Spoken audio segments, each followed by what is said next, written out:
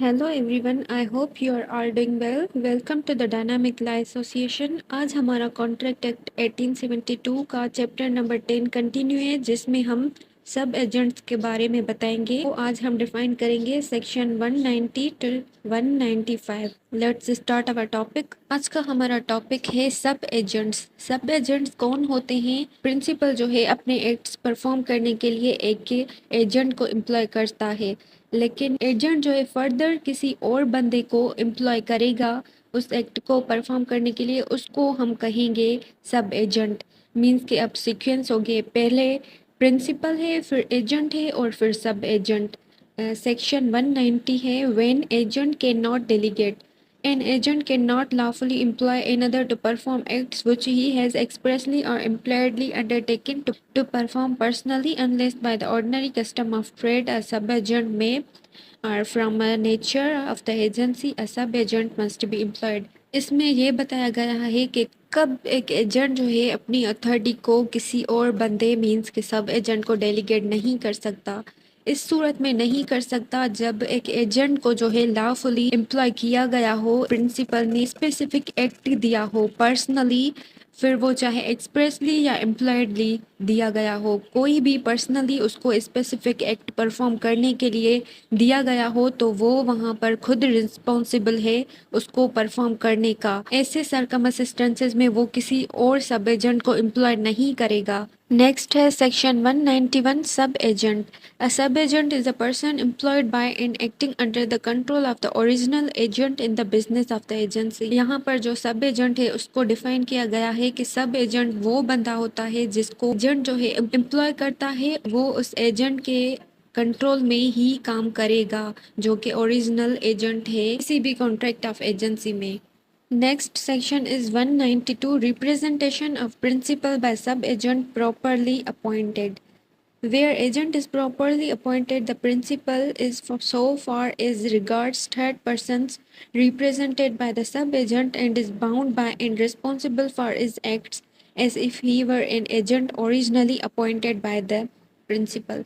इसमें यह है कि जो एजेंट है वो किसी सब एजेंट को एम्प्लॉय तो कर सकता है, लेकिन अब जो सब एजेंट है वो प्रिंसिपल को रिप्रेजेंट करेगा। जैसे पहले जो एजेंट है वो अपने प्रिंसिपल को रिप्रेजेंट कर रहा था, अब सब एजेंट वो करेगा और वो हर अपने उस एक्ट के लिए एजेंट को रिस्पॉन्सिबल होगा। और इसमें आगे है agents responsibility for sub agent. Agent की क्या रिस्पॉन्सिबिलिटी है? The agent is responsible to the principal for the acts of the sub agent. Agent जो है प्रिंसिपल को रिस्पॉन्सिबल होगा हर उस एक्ट के लिए जो सब एजेंट करेगा, क्योंकि उस एजेंट ने खुद उसको एम्प्लॉय किया है। इसमें फर्दर है सब एजेंट्स रिस्पॉन्सिबिलिटी। अब यहाँ पर सब एजेंट की रिस्पॉन्सिबिलिटी आ जाती है। The sub-agent is responsible for his acts to the agent but not to the principal except in case of fraud or willful wrong।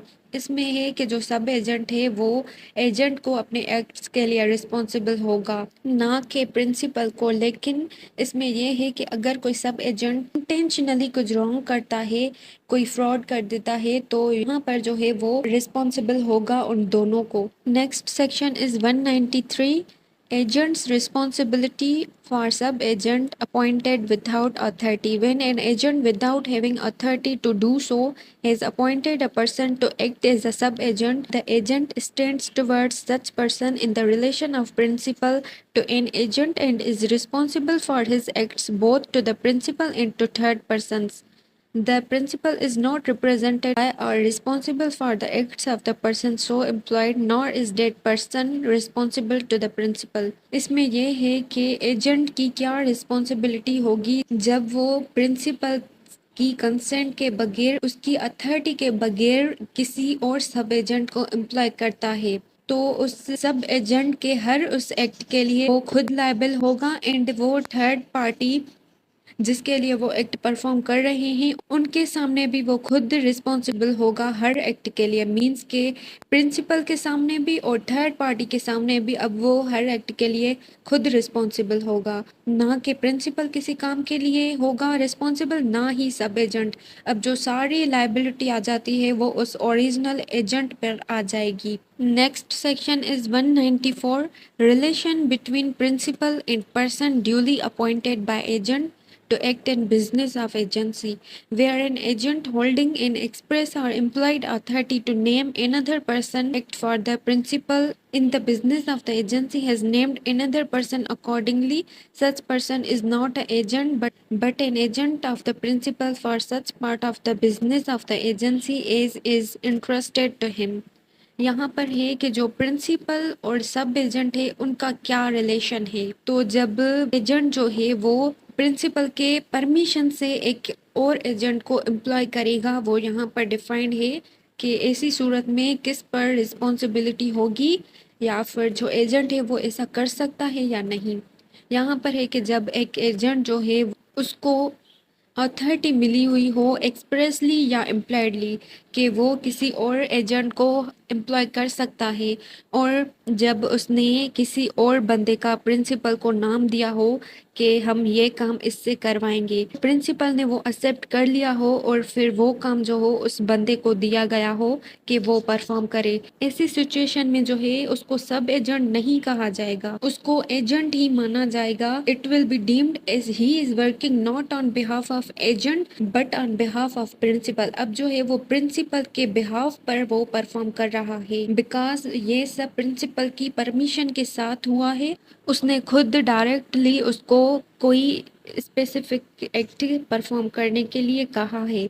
तो ऐसी सिचुएशन में जो like as appoint by principal, उसको ऐसे ही समझा जाएगा कि उसको प्रिंसिपल ने अपॉइंट किया है और वो हर एक्ट के लिए प्रिंसिपल को रिस्पॉन्सिबल होगा। आज के हमारे लेक्चर का लास्ट सेक्शन है 195, agent's duty in naming such person. In selecting such agent for his principal, an agent is bound to exercise the same amount of discretion as a man of ordinary prudence would exercise in his own case, and if he does this, he is not responsible to the principal for the acts or negligence of the agent so selected। इसमें है कि जब agent जो है principal के लिए कोई सब एजेंट एम्प्लॉय करेगा तो एजेंट जो है वो बाउंड है, जैसे एक ऑर्डिनरी बंदा अपने लिए एजेंट सिलेक्ट करते वक्त जिन बातों का ख्याल रखेगा, एजेंट भी अपने प्रिंसिपल के लिए सब एजेंट सिलेक्ट करते वक्त उन्हीं तमाम बातों का ख्याल रखेगा। जैसे कि वो खुद के लिए एजेंट एम्प्लॉय कर रहा है, मीन्स के उस सब एजेंट की मेच्योरिटी, साउंडनेस, एजुकेशन, हर चीज़ को चेक करेगा।